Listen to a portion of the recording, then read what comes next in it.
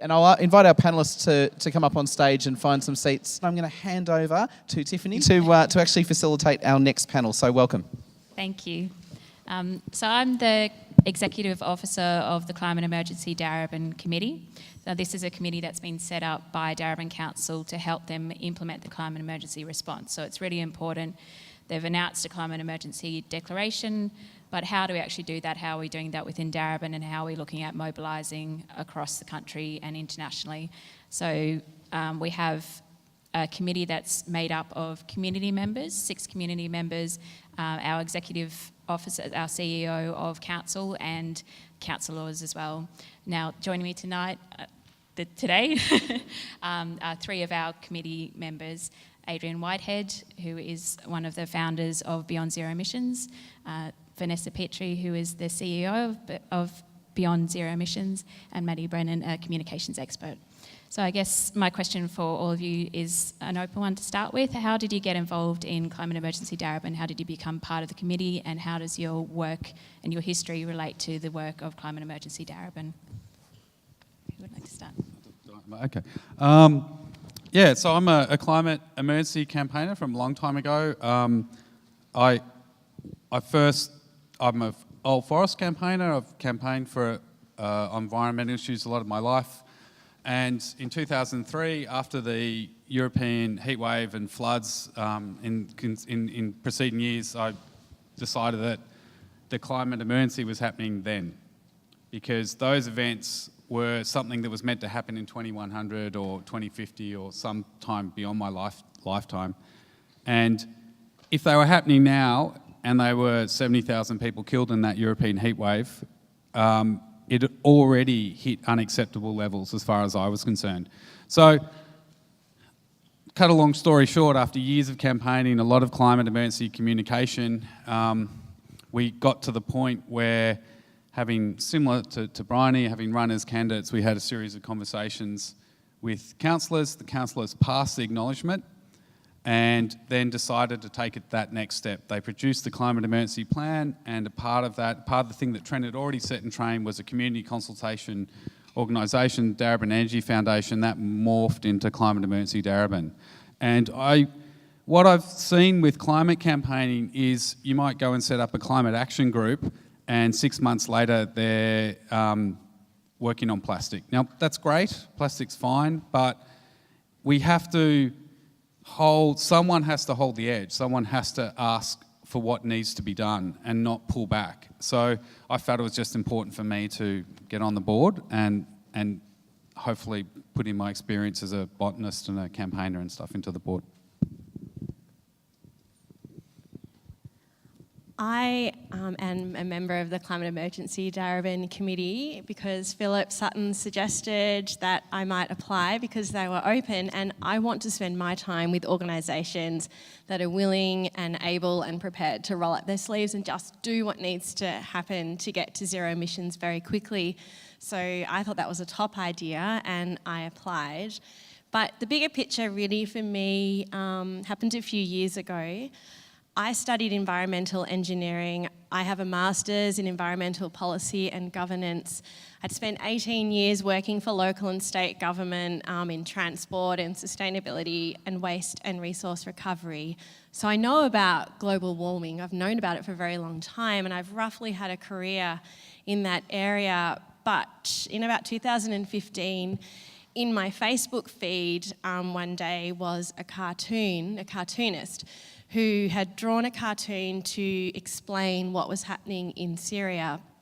And one of the panels was a panel on climate change and the fact that it basically had wiped out, I think, 60% of that country's agriculture in the space of 2 years, which had led to massive displacement. And that was a real wake-up call for me. I thought I wasn't doing enough. I've got substantial skills and experience and knowledge, and I just wasn't doing enough myself.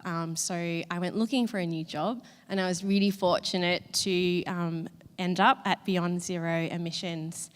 And we're quite unique because we have 5 staff and we're all part-time, but the majority of our work is done by volunteers. We have 2 volunteers with us today, Kay and Michael, who run our Friday Science and Solutions radio show.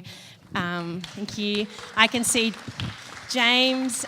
James worked with us a few months ago on our local government climate review, and I can see David Hood, who is a volunteer board member. So I'm quite humbled to spend time with these wonderful people, which inspired me to want to volunteer as well. So it just made sense volunteering for my local community in Darebin on the management committee. And I'm really proud to live in a council like Darebin. Today you've probably heard some really tough things. So I just want to very quickly let you know about something that Beyond Zero Emissions did to let you know that every single one of you is entirely able to affect a massive change. In 2012, we researched and wrote a report called Repowering Port Augusta. So hot off the heels of our stationary energy plan, we asked ourselves, where in Australia might this renewable revolution start first? And we landed on Port Augusta. So we wrote a plan for how the coal-fired power stations could close and be replaced with concentrating solar thermal. And with that research, reached out to community leaders, Doctors for the Environment was a major one, solar citizens, and we went to South Australia. We met with everyone. We shared our vision, and on the back of a piece of research delivered by and large by volunteers, we mobilised a 5-year community campaign that ultimately resulted in the South Australian government backing a concentrating solar thermal plant for SA. And today, there are many, many projects off the back of that, and Port Augusta is a leading renewable hub for Australia. So volunteers did that. We can all achieve something really awesome like that too.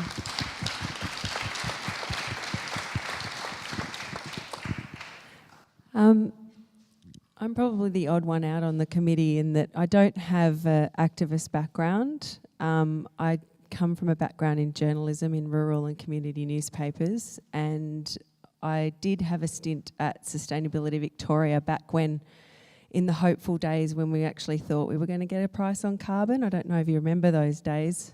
It was about 10 years ago. And so the government changed and my circumstances changed, so I left Sustainability Victoria and had children and sort of disengaged a bit from the sustainability narrative, and I actually confessed to using disposable nappies during that time, so I'm sorry everybody. But anyway, I re-engaged by becoming a community member on the Darebin Environment Reference Group, which some of the local community would probably be aware of. It's sort of a similar advisory body, but it's got a broader scope. And then when an opportunity came up to be on the committee for what was then the Darebin Energy Foundation, I put my hand up because I had that energy background through Sustainability Victoria. Little did I know what I was really getting myself into. I will confess that the climate emergency narrative has been quite an education in that time for someone who actually is quite engaged on climate and climate change. But once you throw that word emergency in, it really takes it up a notch. And I think for me, what I've realised is that I'm used to working in PR, and language, particularly in government, can be sort of meaningless. It can become a bit, you just bandy words around for the sake of it. And I think the important thing to remember that I've learned in this time is that the emergency word is critical in this work, because I certainly had no idea how fast this stuff was coming our way. And I think what continues to motivate me now is that my children are going to be 30 in 2050, and they'll be trying to raise kids and live in this world that we're already seeing is sort of terrifying at times. So that's why I'm really happy to be on the committee, and I would encourage anyone that doesn't really think that this is their territory to just get on board and ride the train and become increasingly radicalised like me.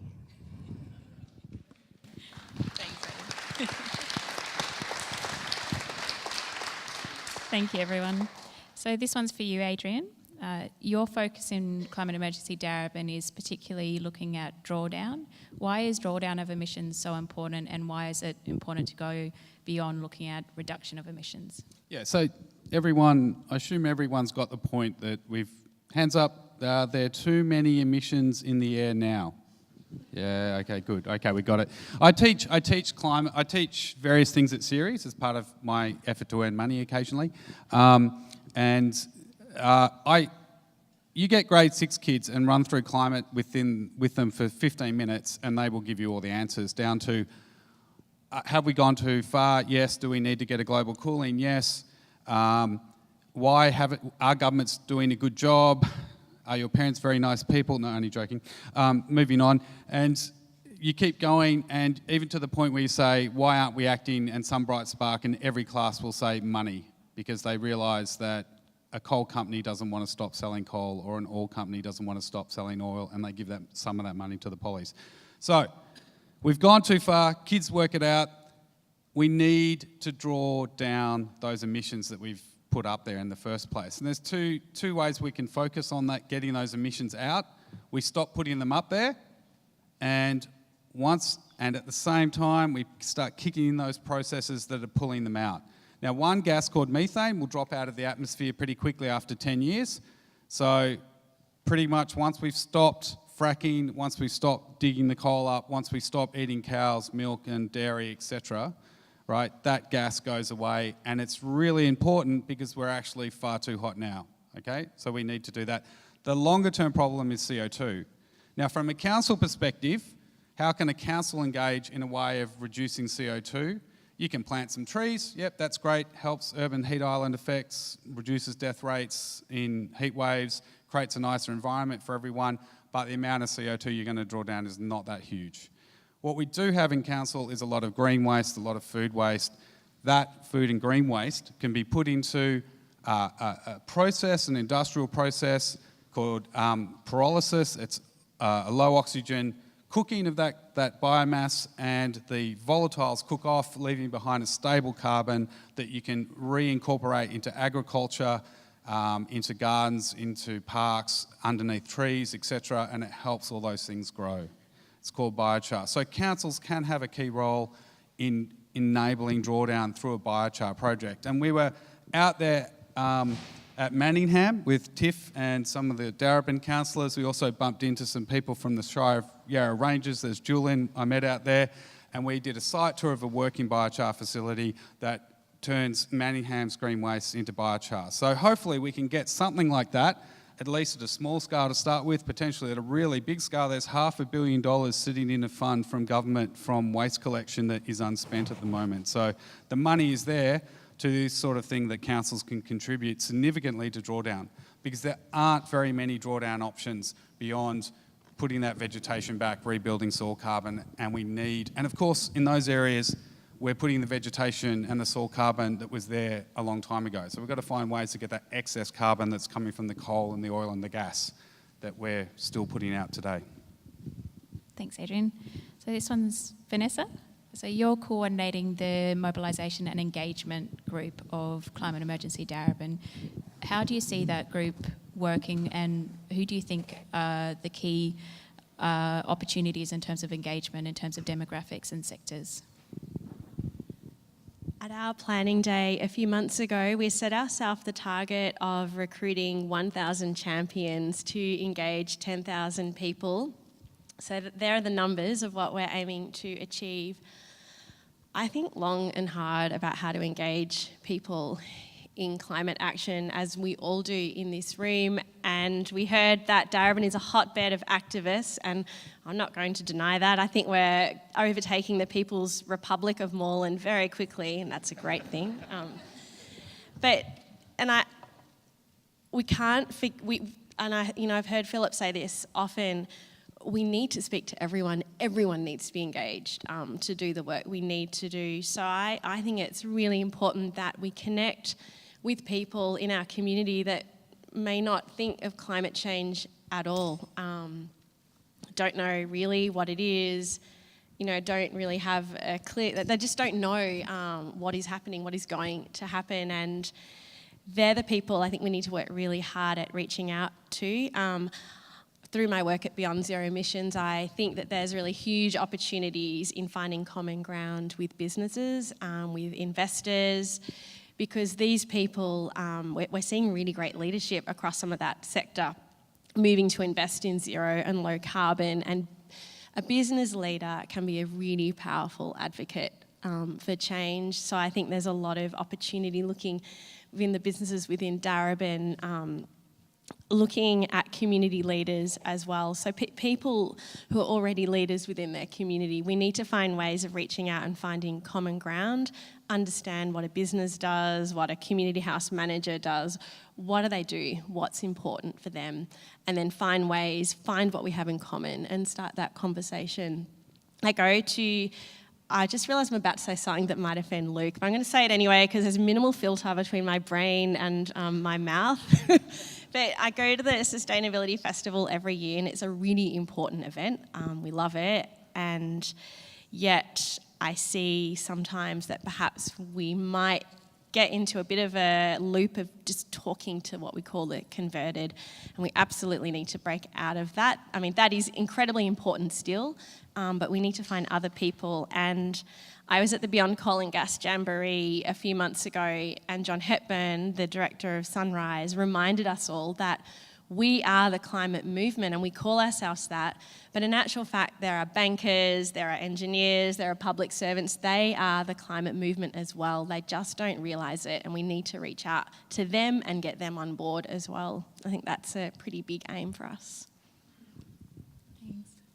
So, Maddie, you were talking before about been on a steep learning journey in terms of understanding what the climate emergency is, how it's different to climate change framing, and what that actually means in terms of real implications for you and your family.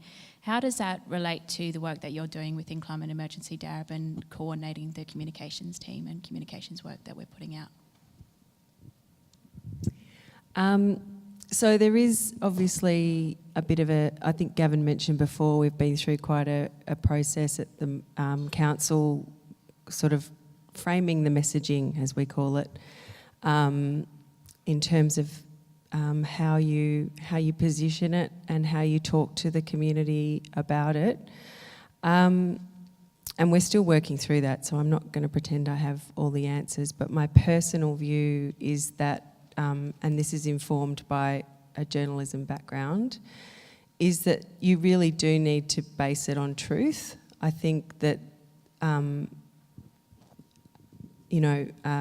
spin and massaging messages, particularly in something as important as this, is really not going to achieve what we need to achieve.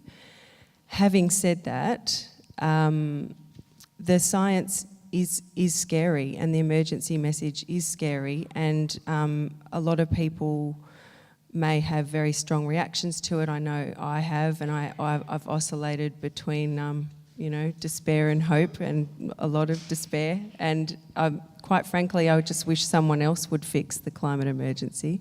But I think at the end of the day, this is a problem that we're living through and that we're going to be increasingly affected by. So to not be honest with people about it is just downright unhelpful, really. But language is you can be very particular, and so there are ways to do it that are not, there's just ways to do it that will mean that it's more precise and that it's based in evidence. And on top of that, you need to make sure that you offer solutions. And I think that that's the really hopeful thing, is that once people know that we actually do have the answers, there's just a lot of barriers in our way, and that there's a lot of hope in people coming together in forums like this, and that in individuals taking charge and then communities coming together. And I think if you keep that message at the forefront of it as well, then the sort of the bad stuff that's in your back and your head can be suppressed somewhat. I agree. So this one will end on a question for all of you, and then we might throw open to the crowd for a few questions if we've still got some time. So what do you think are the key challenges and opportunities for CED? So this is a climate emergency, Darebin. This is a big, broad question. You can answer one part of it or both parts of it if you want. Prefer last, but it's when it's a learning process for us at CED, and I'm sure it's a learning process for council. The important thing is we started the journey, and I think that councils, I've said to the councils don't actually and won't actually finish this journey. It will be state and federal governments who will implement the policies once the pressure from councils and community gets strong enough to force them to act. And already the Darebin response has meant that I can go and have a conversation with my local member, who is a federal ALP member, Jed Carney, and say, she understands the climate emergency, she cares about the future, we have to create the space in the community that she can use this language to publicly back the type of response that we can actually save ourselves for, and it's our job to do that.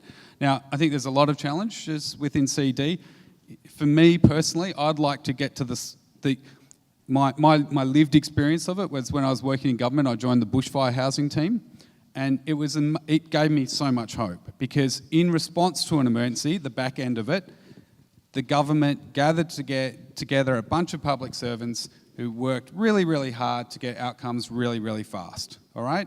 And if people are given the space to be able to respond, it requires some money, but it also, more importantly, requires attitude and culture. And with Darebin, with that climate emergency Darebin, the challenge will be, how do we build a council community approach that engages the community, incorporates volunteers and people to work with council to give the message around the climate emergency and how we can solve it in a meaningful context. And I think that's the challenge. And it's a big one, because councils aren't used to, it's a new model, okay? So, but we'll get through it. And every lesson we learn in Darebin is another lesson that some other council further down the track can just pick up and don't have to make the same mistake.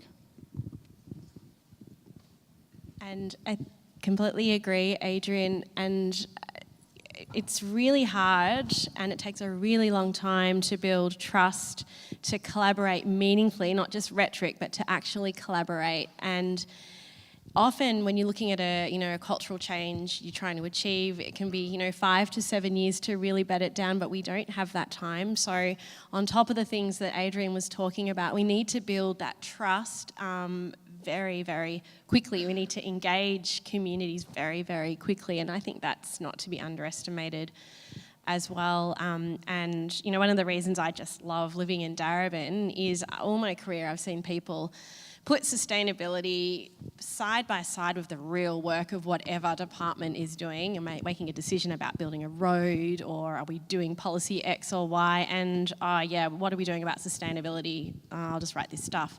To actually bring it into the core way of how you see the world and make decisions is a huge and monumental task. And I think it's incredible leadership from the Darebin City Council doing this and forging this territory, and I think that we shouldn't underestimate the huge challenge that presents for our council, and we should really acknowledge that leadership as well. I think the opportunities are as big as our imagination, really. I mean, in terms of projects and our planning day, we've only really done like half a day's worth, and we had lots and lots of ideas about what we could do. I think the challenge, though, is around not just speaking to the same people. And I know that I'm finding it quite challenging to bring people along with me on this, on the imperative of climate change action. I mean, people do say to me that they appreciate my Facebook feeds now. It's the only place they bother getting climate change information from. But, there is real apathy, indifference, cynicism. People are tired, people are busy raising kids, the economic pressures. You know, I've had the luxury of being able to donate my time over the last few months, but that is not a position that a lot of people are in, certainly in my age bracket. So that's something that I'm really focused on, is how do I bring people similar to me on board to at least find some time in their week to devote to this. And I think the only thing I can think is really pull at the heartstrings, the old, you know, this is your kids, and I know people fight for their kids if they really feel like it's an immediate issue. So, yeah, that's really a big one that I think about in terms of getting more people to care. And if we can't get there, then we just have to be really effective with the ones that we do have. And can I add? Sorry. We got a wonderful chance as Climate Emergency Darebin to talk to the general managers and managers within Darebin as part of the process of unrolling the climate emergency response. And the thing that I had to say to them was that when they look around for reference points in society about climate emergency response, they will not find any, because it's not being pushed by ACF or WWF or the Greens or Labor or Liberal. It's literally, the response here in Darebin is world leading. Okay, so they're the tip of the spear. They're standing out there by themselves in the wilderness, moving ahead. So, you know, they don't want to be there for that long, right? So for those of you out there who are from Yarra and other councils, left or right of us, or in different states, we really need you guys to come on board really quickly, because the moment we get other councils doing... Now, Yarra's done the acknowledgement, but then we need the climate emergency plan, the next step. So we need people to start going through this process and support Darebin to get the critical mass to enable it to become self-sustaining and driving forwards. It's not going backwards, by the way. It's not going backwards. Thank you all. So we might open up, if there's still a few minutes, to questions from the crowd. Thank you all. I'm just wondering whether the Climate Emergency Darebin movement has had any influence on how, or on the passing of developments regarding building codes, either, you know, medium density developments or even, you know, just homes. I know that there's been a new plan. What's it called? It's a code that's just been rewritten from 2019 to 2022 or whatever, with star ratings of, you know, not enough. Is there anything that the Climate Emergency Darebin movement can do to improve that, or to stop plans from being shifted on to VCAT? As far as my understanding is, council has a limited ability to control. That's a state-based thing, as far as I understand. So when I was Sustainable Housing Officer for government, for state government and public housing, I mean, we tried to push those standards up, but you keep getting pushed back. And my assessment at the time was about an 8.5 star represented the balance of economic cost versus efficiency, slap some solar cells on and you're done, sort of thing. But, you know, if you go to 10 star, it's going to cost some, you know, anyway. But so we'll attempt to do that. Part of the role of Climate Emergency Darebin is pushing upwards to state and getting the policy outcomes we want, pushing sideways to other councils and educating down in community. But it's Darebin itself, and Trent, you've got a really good new development of really high ESD standards going on over near Northlands. So Darebin's doing some of that sort of stuff itself. The ESD officer for High Rise is excellent, and she's doing great stuff. So it's been done as far as I can tell. But it's the sort of things we'll push, yeah. I just wanted to say on that point that I know through my work at SV, the stars are one thing and they are important, but most housing stock in Melbourne is actually 1 to 2 stars at present because it's so old.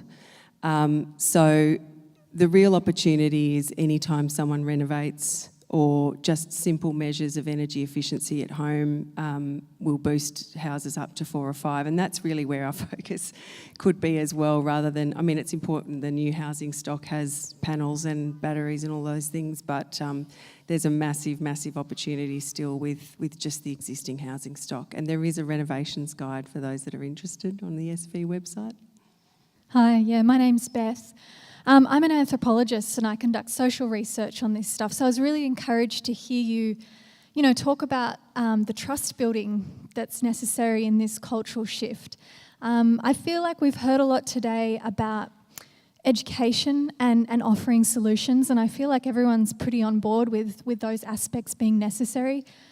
I'd love to hear more from you about what does it mean to build trust? What's the plan locally to actually build this meta-level shift at a cultural level at Darebin? Just very curious to hear about that. Thank you for that question. I think trust, you need to talk to people, you need to know people, we need to get to know who is in our community and to listen to them. So we've got a lot to say, but we actually really need to listen to members of our community and understand the world from their point of view and make a really concerted effort to stand in their shoes and see what it is going to take for them to get on board. I don't think you can underestimate the importance of just sitting down with someone and talking and listening. I don't know whether it's a high-tech answer, but we're so busy and social media is conditioning our cognitive ability to do less and less of that, but actually that's what we need, and it's time-consuming, and it's really important though. For case, we talk about you're honest with the problem, you're honest with the capacity of Darebin to deliver its part of the solution, and then you say this also needs to be done state, federal, and internationally, and you just, that's sort of like the fundamental basis of being honest. It's when people say, this is the global problem that's going to kill us all, change a light globe, people get cognitive dissonance, switch off straight away and give up, right? So that level of honesty is we're trying to embed that into our communications, and yeah, I think it's pretty fundamental. I think also I was interested to see the presentation from Emergency Management Victoria, and they were talking about the need for, and they were going to be empowering more local action and sort of control at that level. I think as heat waves come and as, communities are affected by these incidents more, there will be a role and an opportunity for council to really build more trust with their communities as a resource and as a place to come in those times. And when we see it in rural communities all the time, it doesn't happen quite as naturally in cities. But I think, part of Climate Emergency Darebin over time will be about creating those spaces for the community to come together when, there are heat waves and drive those sort of programs. And I think if you do that effectively, it's a risk as well if you do it badly, but it's a huge opportunity if you do it well. Could I just briefly add, I think for me that's the interest in working with local government is because that's the level closest to the people and the level with the most accountability. And I think that's really important to always keep in mind how we are engaging with people in terms of building trust and actually delivering on what we're saying that we're going to do. Jeremy Evans. I've been living in Darebin for only about 4 years, and soon after arriving I realised that there were some goodies of the place and some baddies, and people used to talk about the greenies, who include the Greens, and the developers. And my question is, I remember the very first political act here was when Trent put out a call to do something about one of the developers. Where are the developers in all this? Is this a real category? Are you addressing the developers? Are they on board? Are they going to stage a counter-revolution? What's happening? Well, I think with our engagement, that's really what I mean. We need to get the developers on board. So we need to show them how they can make a product that people want. Last year, my organisation wrote the world's first plan for how you can make zero carbon cement. And we got all of the major developers like Lendlease and Mirvac really, really interested in our work and supportive because we made the case that there's a growing market for sustainable building stock, and it can actually be a win-win. So it's about reaching out to them and finding that common ground and helping them see that engaging in this can actually make them money, because at the end of the day, that's what they want to do. Yeah, and ultimately, it's like we have to engage everyone in the community. That's part of the project to get the climate emergency response is to grow our ability to engage all sections of the community. So we'd be engaging the developers as well. How do you make money in an emergency? I don't know, but anyway. There's a great report that you might want to look at that was released last week by the Global Climate Economic Forum, is it? Anyway, they have found that there's $36 billion of economic benefits to be made by 2030 in the transition to a zero carbon economy. There is money to be made by this transition for the early movers. Great note to end on. So thank you to Adrian, Vanessa and Maddie for joining us today.